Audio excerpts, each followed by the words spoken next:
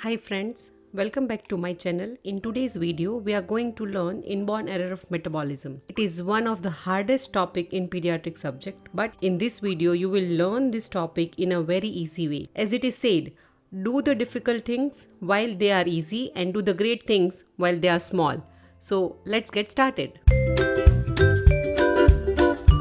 I'm Dr. Triya Malde, pediatrician and consultant neonatologist. I'll be your guide for pediatric subject. If you are new to my channel, please do subscribe and give like to this video because lot is going to happen for pediatrics on this channel. So first question is, what is IEM? Inborn error of metabolism comprise a large class of genetic diseases involving disorders of metabolism. The majority are due to defects of single gene that code for enzymes that facilitate conversion of various substances into the products. Gorrod coined the term inborn error of metabolism, and this is called Gorrod's hypothesis. According to his hypothesis, in most of the disorders, problem arise due to accumulation of the substance which are toxic, or there is reduced ability to synthesize essential compounds. Majority of IEMs are autosomal recessive. However, some IEMs are autosomal dominant, X-linked, as well as mitochondrial disease have also been detected. Let's learn the classification of IEM according to molecules. As we all know that amino acids are the building block of proteins and have many functions in the body. Hereditary disorders of amino acids metabolism can be the result of defects either in the breakdown of amino acids or in the body's ability to get the amino acids into the cell. So largely it is divided into defective metabolism. The list is here. The other classification depends on the defective transport, and these disorders are cystinuria, cystinosis and Hartnup disease. The second molecule is carbohydrate. Carbohydrates are important energy source, fuels and metabolic intermediates. Metabolic disorders of carbohydrate metabolism refer to a group of disorders that affect normal processing, utilization, storage of carbohydrate in the body. This could be divided as a galactosemia. The second one is glycogen storage disease. Now when we learn about glycogen storage disease, the list is very long, but here is the easy mnemonic to remember. Vice President cause a major harm on terrorism. Here the vice, V stands for von Goerges, P stands for Pompey's, C stands for Corys, A for Anderson, M for McArdle, H for Hers and T for Torres. Similarly, the next is disorders of fatty acid oxidation. Fatty acids have many physiological roles. They are building blocks of phospholipids and glycolipids. They are fuel molecules. They are stored as triglycerides. Fatty acids mobilized from triglycerides are oxidized to meet the energy need of a cell. Fatty acid can be oxidized by, one is alpha oxidation, which is important in brain, and the disorder of alpha oxidation is called Rafson disease. Here the enzyme deficiency is phytamic acid oxidase, and it is characterized by that accumulation of phytic acid in blood and tissue.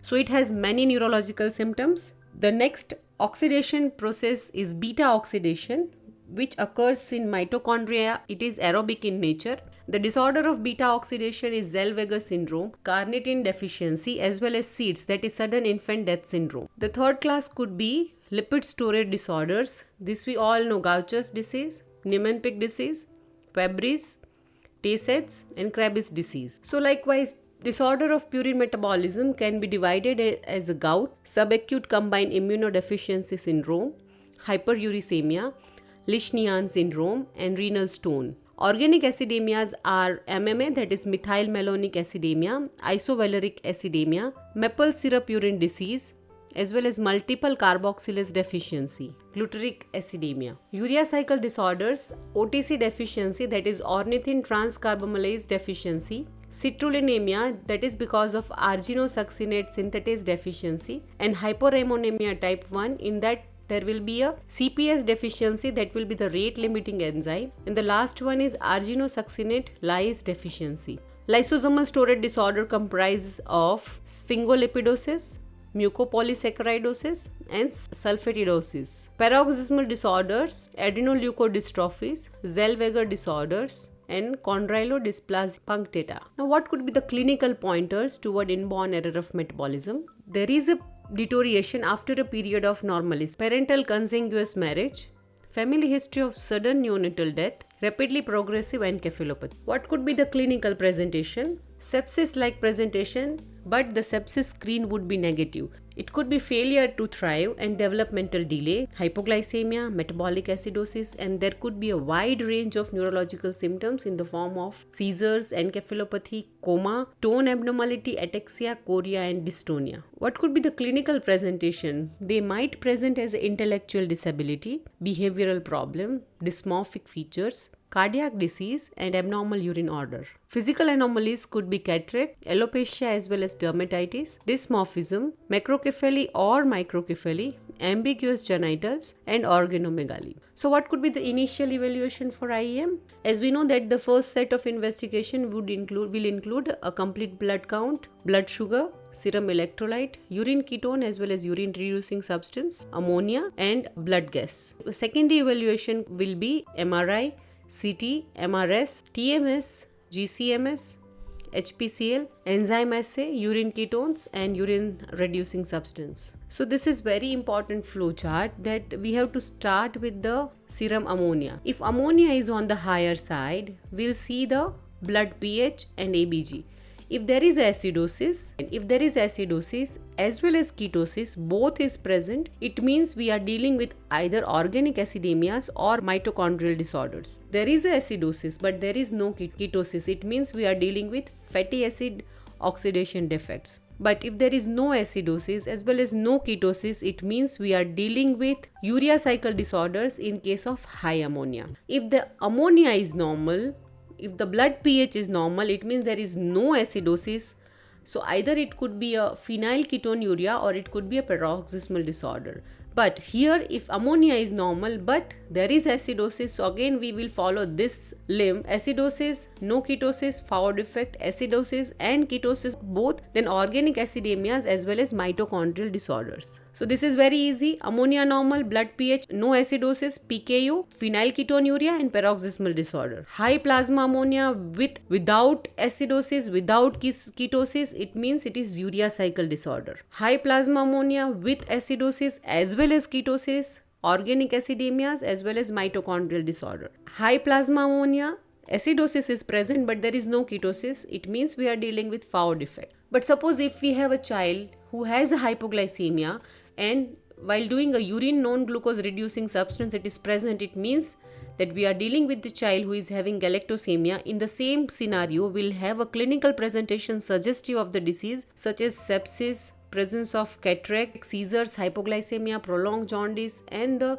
symptoms always occur after the feeding. If there is a hypoglycemia but there is urine non-glucose reducing substance is absent, then we'll go for the urine ketones. If it is negative, we are dealing with either Fowler defect, hyperinsulinemia. If urine ketones are positive, it means we are dealing with glycogen storage disease or organic acidemia. The management really depends on the presentation, whether it is acute presentation or we are dealing with the chronic symptoms.